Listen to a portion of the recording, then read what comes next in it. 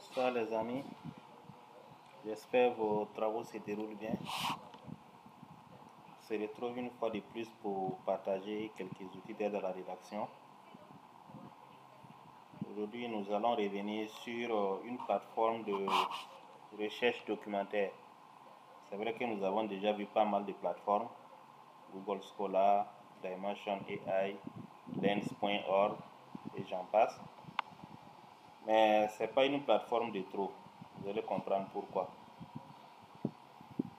Donc, je vais faire des recherches documentaires sur le pastoralisme au Burkina Faso.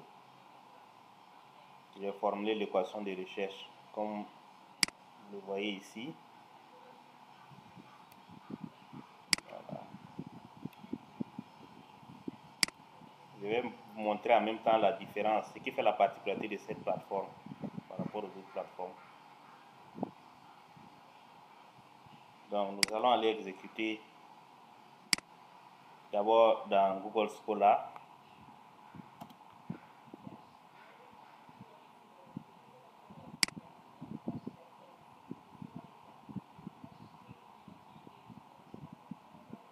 Nous avons 11 600. Bon, je vais restreindre un peu quand même. 11 600, c'est quand même trop. Je vais dire de chercher uniquement dans les titres. In title. Voilà. Ça nous ramène à 1090 documents. Donc, vous voyez, en ajoutant in title, ça veut dire que chercher uniquement dans les titres. In, comme vous le savez, title, vous connaissez ces titres. Donc, dans les titres, ça nous donne 1090 résultats. Maintenant, comment exporter ces 1090 résultats?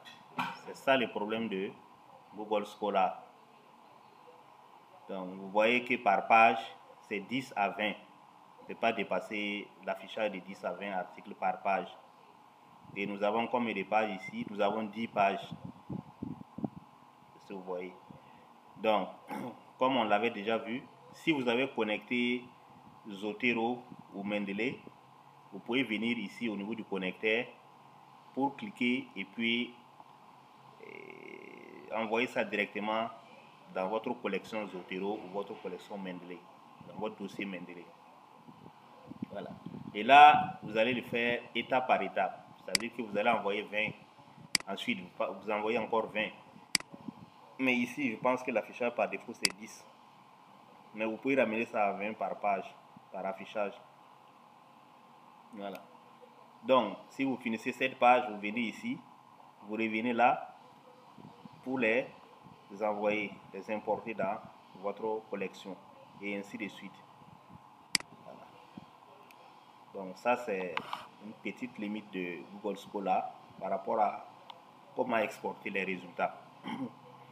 Donc, nous avons également vu la plateforme Dimension AI. Ça aussi, c'est une plateforme de recherche documentaire. Il y a déjà des vidéos sur tout ça. Donc, nous allons venir par défaut rechercher ici. On peut faire la même chose dans les titres et puis dans les résumés ici. Mais bon, je vais garder full data. Je fais entrer.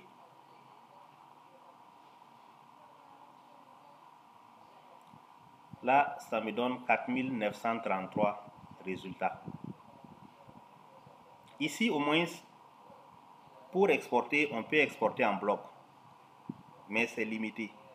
Vous voyez, quand vous venez dans Export, vous cliquez ici Save and Export, Export Result. Donc, vous voyez, on peut exporter en format CSV.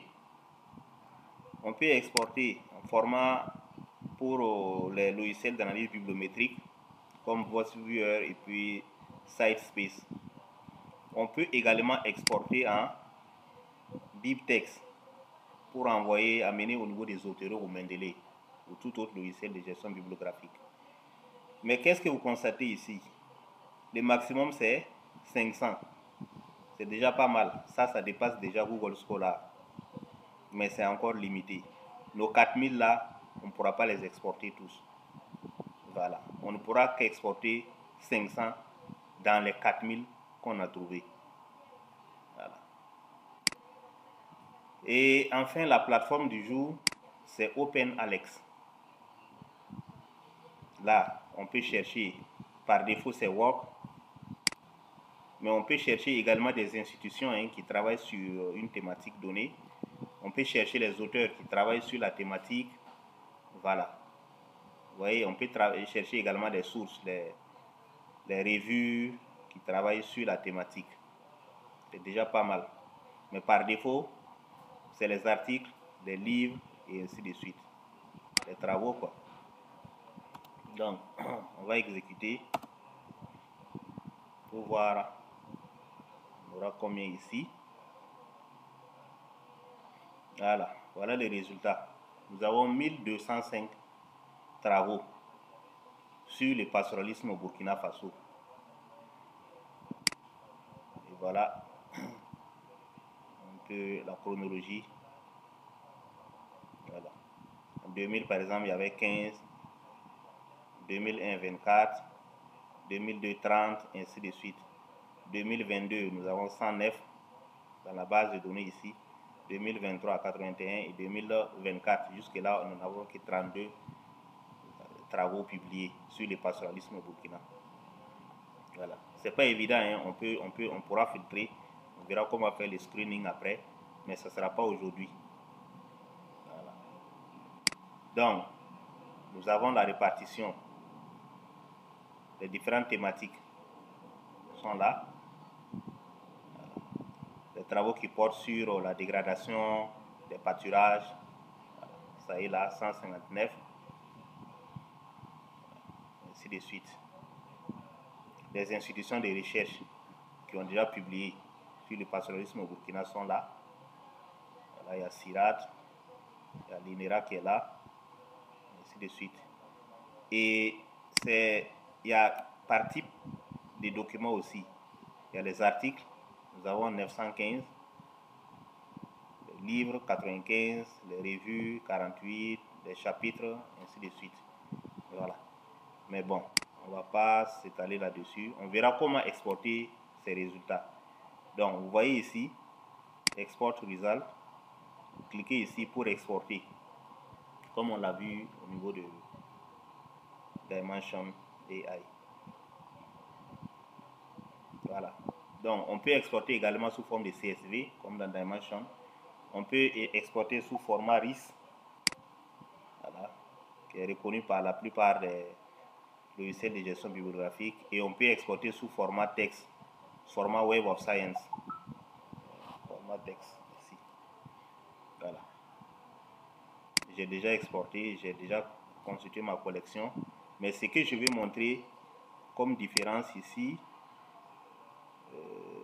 ça ne s'affiche pas. C'est qu'ici, on peut aller jusqu'à 100 000. Vous voyez qu'au niveau des dimensions, le maximum c'était 500. Mais ici, je vais supprimer peut-être la recherche là pour vous montrer la limite d'export. Voilà. Vous voyez ici, quand je mets le curseur dessus, vous voyez, pour télécharger, le maximum c'est 100 000 qu'on peut exporter. Donc vous voyez que nos 1200 là, on peut aisément les exporter tous. Voilà. Moi j'avais déjà fait, mais ça vaut déjà quelques jours. Mais j'ai pu exporter tout, plus de 1000. Plus de 1000 travaux, j'ai pu les exporter, amener dans Zotero. Voilà. Je pouvais les exporter sous format CSV également pour faire en tout cas d'autres analyses. Comme on l'a vu la dernière fois, si on veut faire les revues systématiques, les analyses bibliométriques, on peut soit exporter sous format CSV ou RIS et importer dans les logiciels comme BiblioShiny, VoiceWeaver et même ChatGPT, parce qu'on a vu comment ChatGPT pouvait nous aider en tout cas à rédiger des articles d'analyse bibliométrique et des revues systématiques de la littérature. Voilà. Je vais tout juste vous montrer l'aperçu. Exporter, ça vaut déjà quelques jours. Voilà. Vous voyez ici, au niveau des Zotero, voilà la collection.